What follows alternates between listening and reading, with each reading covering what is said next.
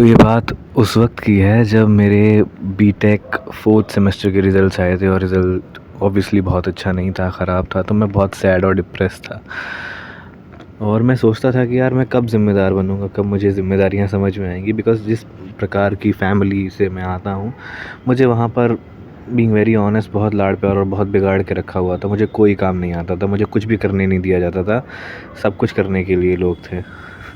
तो मैंने सोचा, एक दिन मैंने सोचा कि नहीं, अब फाइनली ज़िम्मेदार होना है, होना है, होना है। अब कुछ भी हो, मैं अपने काम खुद करूँगा, मैं किसी और पे डिपेंडेंट नहीं रहूँगा, मैं सब कुछ खुद से करूँगा। और बस यही है, यही मेरे पास जो है वो है, अब मुझे खुद से काम करना है। तो ये सोच कर मैं घर गया और घर पर जाकर जब मैं पहुंचा उस दिन, पापा ऑफिस से आए और उन्होंने बोला कि कल पासपोर्ट बनवाने जाना है, तो इतने इतने बजे उठ जाना, चलेंगे हम लोग। तो वहीं पे क्लिक हुआ जब मैंने पहले सोचा था कि मुझे ज़िम्मेदार बनना है, और मैंने फटाक से पापा से कह दिया, नहीं पापा, आपको जाने की कोई ज़रूरत नहीं है, सारे काम मैं खुद करूँगा। पर पापा बोले, बेटा डॉक्यूमेंट्स और ये वो।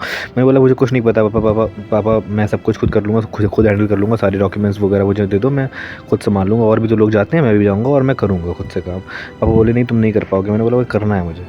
तो लेकिन ठीक है, पापा finally he gave up and उन्होंने बोला, ठीक है चले जाना। अब मैं ज़िंदगी में पहली बार ज़िम्मेदारी का एहसास लेने वाला था, इससे पहले मैंने कभी कुछ ऐसा किया नहीं था। तो अगले दिन पासपोर्ट ऑफिस पहुंचने की जो टाइमिंग थी वो थी 12 बजे रिपोर्ट करना था। एंड बीइंग वेरी मच ज़िम्मेदार, एज यू कैन सी, जो मैं अभी बताया, 11:50 पे मेरी आँख खुली सुबह और मैंने न मुँह धोया, न कपड़े बदले, बस चप्पलें पहनी और ऐसे ही भाग के गाड़ी स्टार्ट करी। बिकॉज़ पासपोर्ट ऑफिस बहुत पास पे था, तो मैं 10 मिनट में की जगह मैं 8 मिनट में ही 11:58 पे मैं पहुंच गया पासपोर्ट ऑफिस।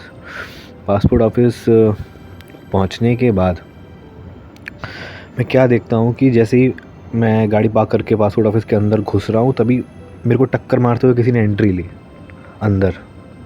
एंड एक लड़की थी, शी वॉज इन रश, वो हाँफ रही थी और काफ़ी ज़्यादा, मतलब she was tensed.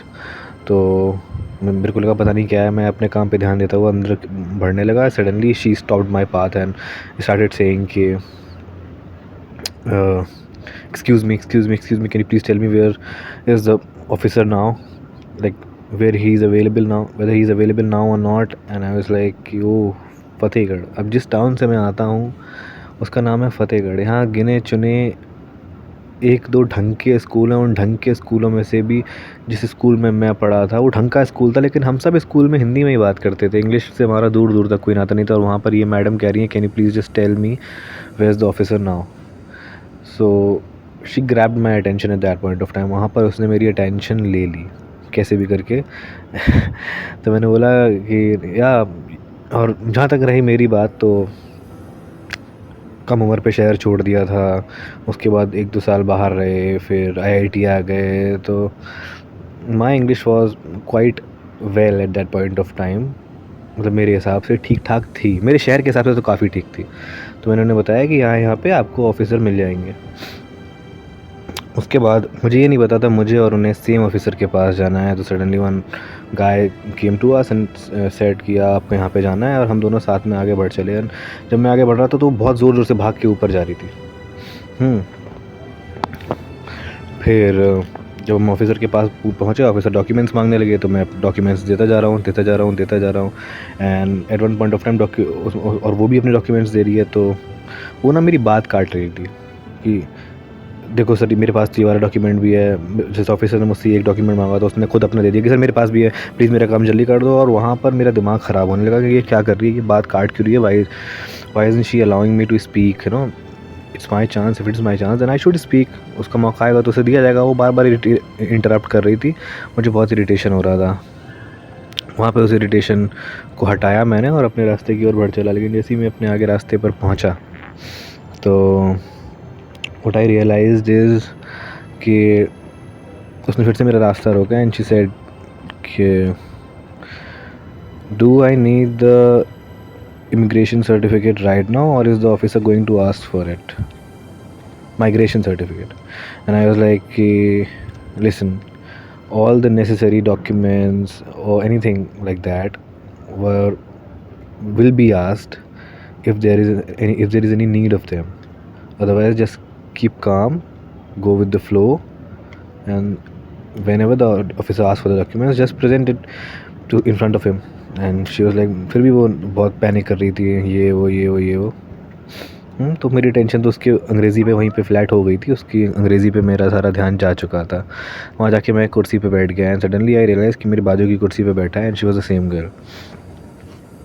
Then what happened was कि वो she was the same girl. तो अब ज़िंदगी में जो मेरे एक्सपीरियंसेस रहे थे ना पास्ट में वो विद गर्ल्स, तो वो बहुत अच्छे नहीं थे, वो बहुत अच्छे नहीं थे। तो मैंने सोच लिया था कि पुराने पास्ट को अतीत को अतीत में रहने देते हैं, अगली ज़िंदगी पे फोकस करते हैं। अब लड़की वड़की किसी के चक्कर में पड़ना नहीं है, अपने काम पे फोकस रहना है। कल जो एक कसम खाई है ज़िम्मेदार बनने की, इसको निभाना है, ज़िम्मेदारी से काम करना है, पासपोर्ट ऑफिस में सारे डॉक्यूमेंट्स देने हैं, फ़ोटो खिंचवानी है और निकल जाना है, उसकी ओर ध्यान भी नहीं देना। और वहाँ पर बगल में वो अपने सेल्फ़ी कैमरा से सेल्फ़ी ले रही है, पाउट बना रही है, ये वो क्रेज़ी हरकतें कर रही है और मेरा ध्यान ना चाहते हुए भी उसकी ओर जा ही रहा था। I couldn't stop my self, मेरा ध्यान उसकी तरफ जा रहा था। सडनली वो जो इतनी क्या बोलते हैं केयर फ्री लड़की बन गई थी वहाँ पर, पहले तो बहुत टेंशन में थी, बाद में वही सेल्फ़ी एल्फ़ी एंड ऑल। तो मैंने सोच लिया था कि इसका तो मैं नाम भी नहीं पूछूंगा, बिकॉज अगर मैं इसका नाम पूछूंगा और कहीं से भी हम कोई कनेक्ट कर गए ना, तो मैं फिर से वही उन्हीं चक्करों में पड़ जाऊँगा जिन चक्करों में मुझे नहीं पड़ना था। But suddenly she asked me, excuse me, can you please just tell me more about your city.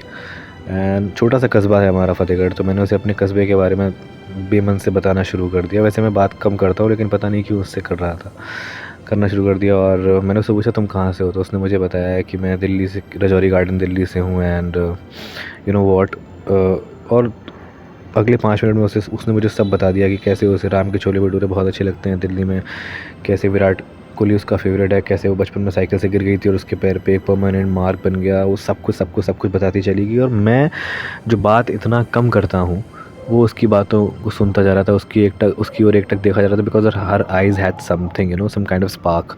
उसकी आंखों में कुछ तो था, मैं उसकी आंखों में देख रहा हूँ, बात का रिप्लाई कर रहा हूँ, ये वो। मैंने सोच लिया था इससे इसका नाम नहीं पूछूंगा। ये सोचते सोचते सामने से आवाज़ आई, जानवी। ऑफिसर ने बुलाया, सामने आए। जानवी वेंट, ऑफिसर ने फ़ोटोज़ लिए, आस्क्ड फॉर द डॉक्यूमेंट्स, उसने डॉक्यूमेंट्स प्रेजेंट किए। थोड़ी देर काम चला, ये वो, एंड उसके बाद काम उसका पूरा हुआ। वापस वो कुर्सी की तरफ आई, उसने मेरी तरफ हाथ बढ़ाया, मैंने उससे हाथ मिलाया। एंड अगले पल शी सेड कि सुनो, अक्सर लोग ज़बां से, लबों से खामोश रह लेते हैं, लेकिन उनकी आँखें काफ़ी कुछ कह जाती हैं।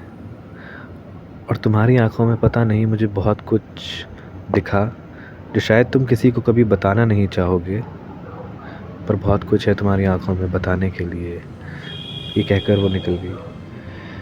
एंड उसके बाद आई वाज लाइक डूड, वो हिट कर गया चीज़ मेरे दिमाग में कि यार मैं तो इसे कुछ भी नहीं बताने वाला था। मैं तो इसे ये बिल्कुल बताने नहीं वाला था कि मैं बहुत टेंस्ड हूँ, परेशान हूँ, मेरी लाइफ काफ़ी वक्त से अच्छी नहीं चल रही है, मेरे ग्रेड्स अच्छे नहीं आ रहे हैं, रिलेशनशिप में मैं फ़ेल हो चुका हूँ, है ना, किसी से मेरी बन नहीं रही है आजकल, मैं बहुत परेशान हूँ, सारी परेशानियों को खुद मैं झेल रहा हूँ, अपने अंदर दबा रहा हूँ, घुटन महसूस कर रहा हूँ, अपनी परेशानी को दबाने के लिए छोटी छोटी वीडियोस बनाते रहता हूँ।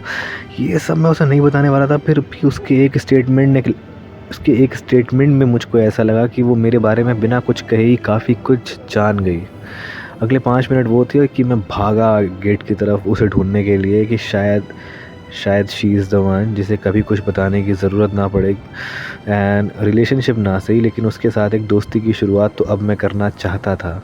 एक ऐसी दोस्ती की शुरुआत जहाँ मैं नहीं बोलता हूँ तो नहीं बोलता हूँ, मुझे बात करना नहीं आता है तो नहीं आता है, बट मेरी खामोशी भी उसे काफ़ी कुछ समझा दे और मुझे समझ ले और मैं उसे। तो मैं भागा गेट की तरफ, बट तब तक वो जा चुकी थी। एंड अगला पल वो था कि फिर मैं घर गया। उसका नाम जानवी, जो ऑफिसर ने बुलाया था, जानवी सामने आओ। मैंने उसे अपना नाम नहीं बताया था बिकॉज़ मुझे नई शुरुआतें करनी थी। तो अगला पल वो था कि मैं उसके सामने गया, मैं सॉरी वो तो जा चुकी थी, मैं ऑफिसर के सामने आया। मैंने ऑफिसर से पूछा कि सर जानवी कब आई थी, उसका पूरा नाम बता दो। उसने कहा दीस थिंग्स आर कॉन्फिडेंशियल, हम आपको कुछ भी नहीं बता सकते। तो फिर मैं घर निकल गया। घर निकलने के बाद मैं जानवी जानवी सर्च करे जा रहा हूँ, करे जा रहा हूँ, करे जा रहा हूँ। वो सेम लोकेशन पे जाके सर्च कर रहा हूँ, लोकेशन फीचर यूज़ करके कि शायद इस लोकेशन पे उसने कोई फ़ोटो ली हो जिस लोकेशन पे हम बैठे थे, तो वो उस हैशटैग से कभी कुछ आ जाए। कुछ नहीं आया, कुछ नहीं आया। दिन बीते, 2 दिन बीते, 3 दिन बीते, सप्ताह बीत गया। मैं जानवी के बारे में सोचता रहा कि यार एक बॉन्ड बन सकता था, एक नई शुरुआत हो सकती थी, एक नया दोस्त मिल सकता था, एक नई रिलेशनशिप नहीं, लेकिन एक नई, एक फ्रेश स्टार्ट हो सकती थी, एक ऐसी शुरुआत जो मुझे शायद ठीक कर देती।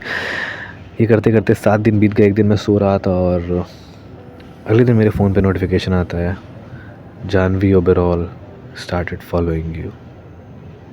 And I was like what, Jhanvi. मेरे को सरप्राइज हो जाना चाहिए था, चौंक जाना चाहिए था, खुश हो जाना चाहिए, जो कि मैं हुआ भी था, खुश भी मैं हुआ था। लेकिन how did she knew my name?